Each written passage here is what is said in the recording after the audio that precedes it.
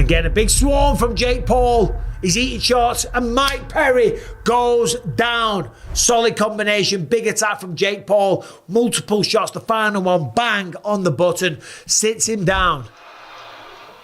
He's wobbled. That's it. It's over. It's over. All right, so Mike Perry versus Jake Paul is done. It's in the bag, and it is over. And once again, the problem child, Jake Paul, was victorious. He extends his record to 10-1 in the squared circle, got the job done, got a stoppage over Mike Perry, and to be honest, he was in control the whole time. Now, coming into this fight, I think the whole fight community, everyone was behind Mike Perry. But the reality was, he was too small. There is weight classes in boxing, in combat sports, for a reason. And it was only until the fight started that I saw them both with their shirts off and just the gloves and the shoes on and the shorts that I realized just the discrepancy in the size, right? Jake Paul was about twice the size of him. The weight difference is going to be insane. If they weighed them both tonight, I don't know what Jake Paul was weighing, probably around 220 pounds. Mike Perry looked about 180, if that, 190 tops. So the discrepancy in size was a big one. But also, the power of the shots, definitely on the side of Jake Paul. He was the better boxer. He was the more aggressive man. He threw way, way more powerful shots, and he bullied Mike Perry from start to finish. Mike Perry showed tremendous heart. He went out there. He was a little tentative. Jake Paul kept him on the end of the jab. He was backing up a lot. Mike Perry was walking him down, but he did have his chin up a little high. He had the hands a little bit low, and that's always going to be problematic. Certainly, Jake Paul, when he started landing big shots, he grew in confidence, and he knew he had the size and he had the power, and he knew that he was going to be able to physically dominate this man, and that's what he did from start to finish. Mike Perry hit the canvas on more than one occasion. In round one, he hit the canvas. Perry, Jake knocks him down. Wow. Okay, in round two, he hit the canvas pretty badly. It looked like he was going to be done for. Oh! Massive 1-2 drops Mike Perry. Proper 1-2. I mean, that was as solid as they come. That was a good shot. It was a 1-2. Referee's giving him a close look. This could be over here, guys. But he showed a lot of heart. He took some big, big blows. He didn't really throw as much as I would have liked. I thought Mike Perry was going to get on the inside and let rip with big, long, furious combinations. We never saw that. Mike Perry was only really throwing single shots at a time. Okay, of course, at times he threw some combinations, but there wasn't enough output from Mike Perry to really have Jake Paul concerned. So therefore, physically, he was dominating. Mentally, he was dominating. The punches that he was throwing, he was loading up. He was throwing big, big, powerful shots. And to be fair to Mike Perry, they would have dropped a lot of people because he could get away with it, because he was the bigger, better boxer. Remember Mike Perry coming into this one. Jake Paul mentioned it at the press conference. He mocked Mike Perry for it, that he was 0-1 as a boxer, whilst Jake Paul is 9-1, okay? And therein lies the problem. Well done to Jake Paul. He went out there and he beat another man with an 0-1 boxing record. Yes, 5-0 in bare knuckle and a decent record in mixed martial arts. But he was the smaller guy. He's the older guy, and he's not a boxer, okay? Mike Perry made some flaws. I'm not here to rip on Mike Perry. And I got to say, right, well done. Well done to Jake Paul, if that's what you want to see. That was a farce. That was ridiculous. That fight should have never even taken place in the first place because it was a shit show.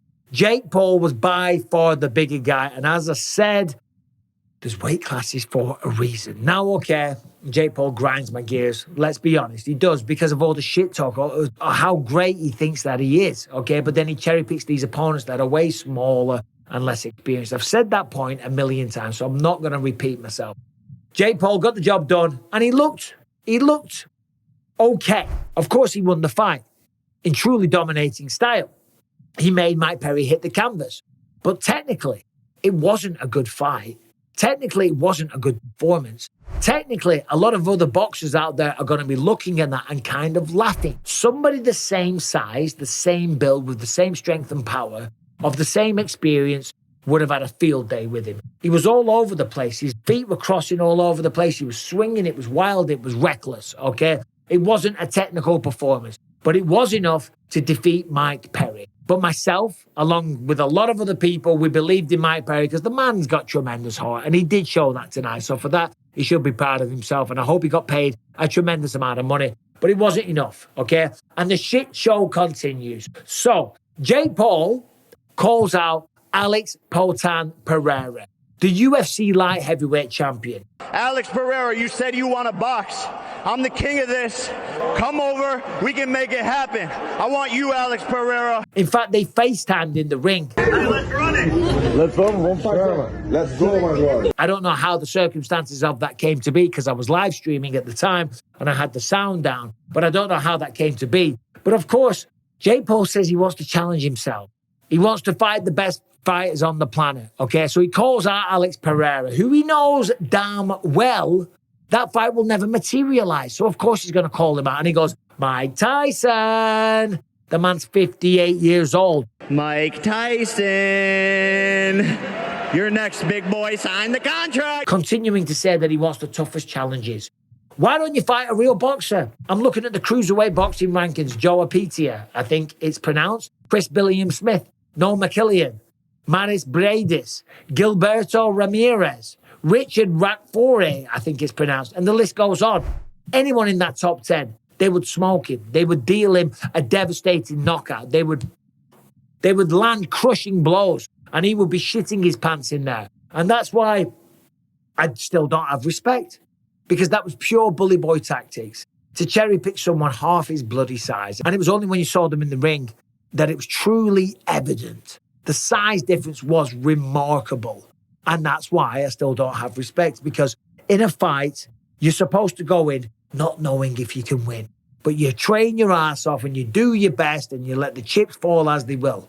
Okay? But that's not what we saw. It was once again, it was the Jake Paul tactics. Okay? Now, a lot of people aren't impressed.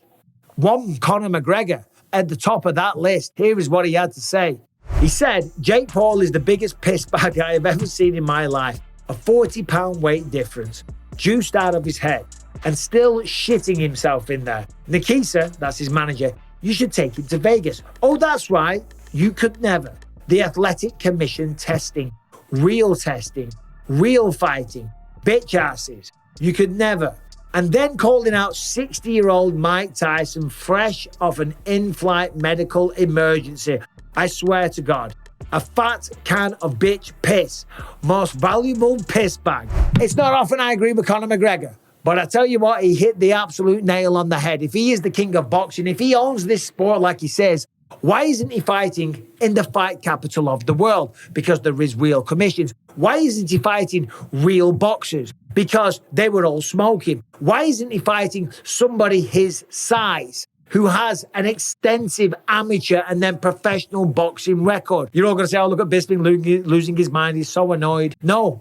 Anyone that can't see this, you are a fool. It is an embarrassment to all the people that lace up a pair of gloves as a young boy, that go through the amateur rankings, then turn professional and do it the proper way. Listen, fair play, he's gaming the system. He's gaming the system. He's got the support. He's got the following and he's making money. Can't hate on him for that. But this talk of being the most dangerous person, of owning the sport of boxing, yeah, he's a draw. He's a draw to a bunch of 12-year-olds, prepubescent Disney boys, okay? And if that's what he wants to be, fantastic. But if he ever wants the respect of the fight community, then he's got to take on a real challenge. And when he does that, he will have my respect. But until then, Mike Perry's a tough guy. Mike Perry's a brawler. But Mike Perry was half his bloody size. And as I say, I never realized until I saw him in the ring. And I think everyone can agree with that. He was twice the size, right? McGregor's talking about steroids. He looked very, very red. Maybe he was sunburned. Maybe he was outside. But it does kind of make the complexion of the skin go red. And McGregor does bring up a great point about fighting in Las Vegas. But still, for Jake Paul, for him to achieve what he did, yeah, beating Mike Perry. He beat him fair and square. And for that, well done. Congratulations. And then to call out Alex Pereira, that's definitely not going to happen. And then in the same breath, continue to call out Mike Tyson, 58 years old. It is absolutely laughable. But still, hey, look, listen, Jake Paul, he proved me wrong. He did. I thought Mike Perry was going to be able to do it, but I was wrong. But I still stand by what I said. The man's not going to get the respect of the fight community. If you're looking at me and thinking I'm a hater, I'm jealous. That's not the case at all. It's just you can see, if you know the fight game, if you follow the fight game, if you're a part of the fight game and you're in the community, you can see that this is not rigged, but it's rigged in his favor. And until he takes on a real challenge, then it's hard to respect. Call me old school. Call me bitter. Call me whatever you want. But I'm speaking facts. They are the facts of the matter. And another fact was that he did get the job done. He looked powerful. He looked strong. But he looked like he would run into a dead end if he ever fought a proper boxer. Still, what do you think? Subscribe and ring the bell. Let me know what you think about the fight in the comments section. Thanks for watching.